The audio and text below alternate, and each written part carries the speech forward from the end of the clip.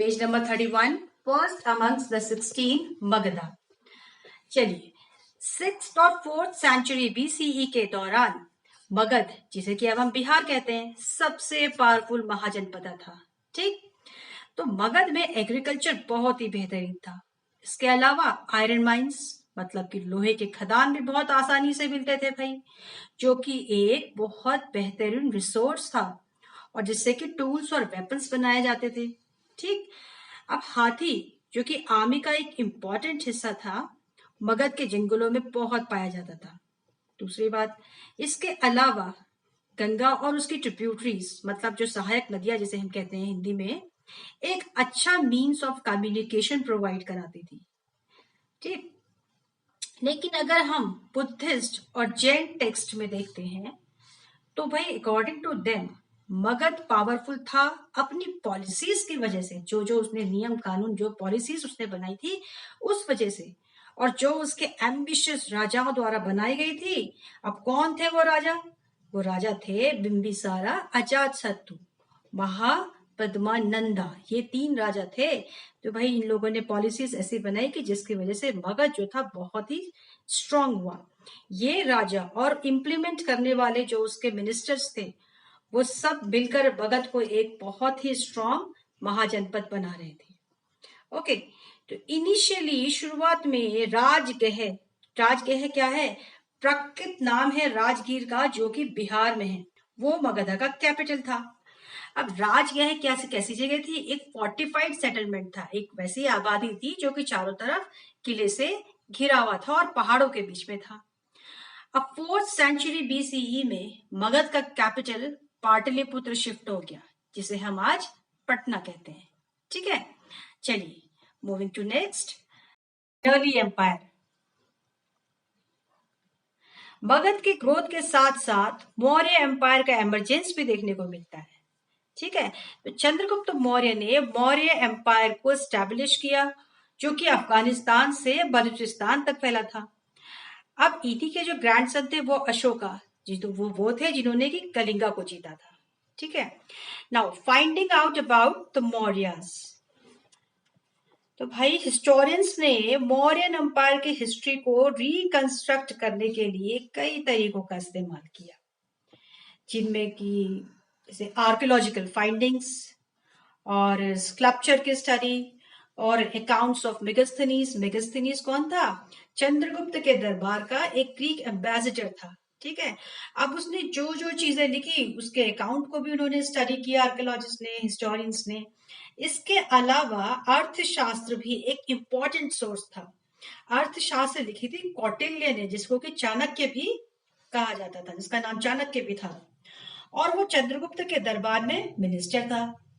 इसके अलावा बुद्धिस्ट, जैन, पुराणिक लिटरेचर और संस्कृत लिटरेचर में भी मौर्यंस को मेंशन किया गया है।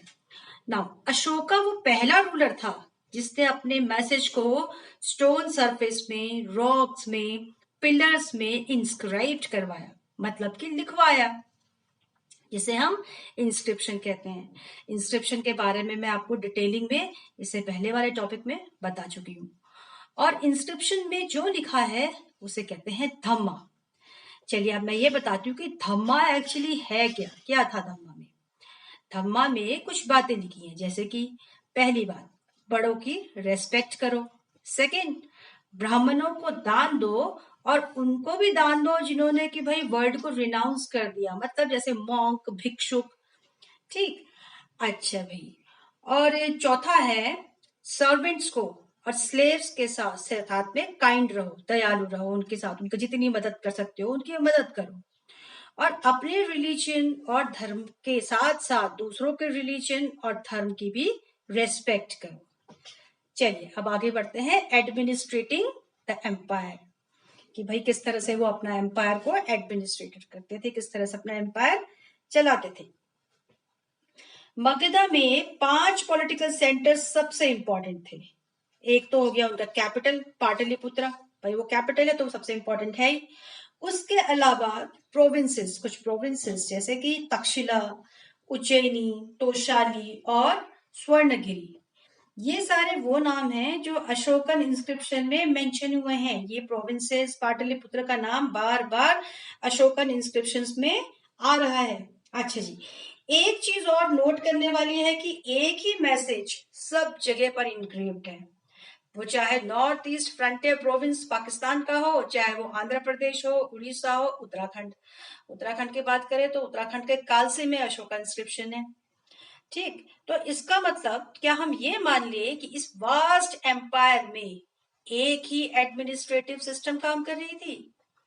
तो हिस्टोरियंस के अकॉर्डिंग ऐसा मुश्किल है, क्योंकि इस एम्पायर के अंदर आने वाले रीजन्स बहुत ही डाइवर्स हैं, बहुत ही फैले हुए हैं।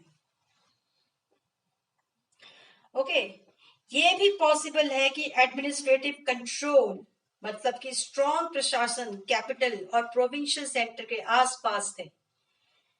ठीक, और ये प्रोविंशियल सेंटर बहुत केयरफुली चूज किए जाते थे उनकी इंपॉर्टेंस को देखते हुए। फॉर एग्जाम्पल, तक्षशिला और उज्जैनी ये दो जगह लॉन्ग डिस्टेंस ट्रेड रूट में पड़ते थे। और जो था आपका स्वर्णगिरी, ये कर्नाटका गोल्ड माइंस के लिए इंपॉर्टेंट था। ठीक है, और बेहतरीन कम्युनिकेशन के लिए किसी भी एम्पायर के लिए ये बहुत इंपॉर्टेंट होता था, चाहे वो लैंड कम्युनिकेशन हो या सी रूट कम्युनिकेशन हो। मतलब एक बहुत ही बढ़िया कम्युनिकेशन होना किसी भी एम्पायर को सक्सेसफुल बनाने के लिए जरूरी है। अब सेंटर या कैपिटल से प्रोविंस का जर्नी कई दिनों में पूरा होता था। सफर में इतना टाइम तो लगेगा, तो भाई सफर करने वाले के लिए खाना पीना और प्रोटेक्शन भी जरूरत है। इसके लिए आर्मी भी बहुत जरूरी थी, क्योंकि प्रोटेक्शन तो आर्मी ही देगी ना। अब देखिए, मेगास्थनीज जो कि बताया था मैंने आपको, एक ग्रीक ट्रेवलर था, एक कमिटी के बारे में बता रहा है जिसके अंदर 6 और सब कमिटीज हैं जो कि मिलिट्री एक्टिविटीज को कोऑर्डिनेट करती हैं। इन 6 सब कमिटीज में से एक नेवी, दूसरी ट्रांसपोर्ट और प्रोविजंस, तीसरी फुट सोल्जर्स मतलब पैदल सैनिक, चौथी घोड़े, और पांचवी चैरियट, और जो 6th है वो एलिफेंट्स की रिस्पॉन्सिबिलिटी लेता है।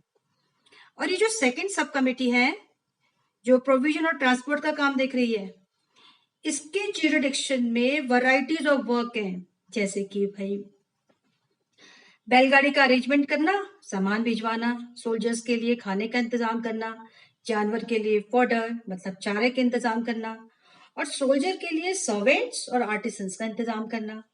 ठीक है, अब अशोका ने अपने एम्पायर को एक साथ जोड़े रखने के लिए धम्मा का भी प्रचार किया, धम्मा को प्रोपोगेट किया।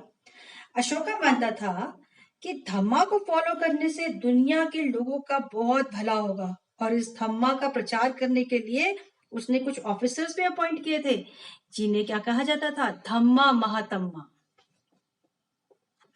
If you like my video, please like, subscribe and share. It will motivate me to make more videos. You can write your problems on the comment section. Thanks.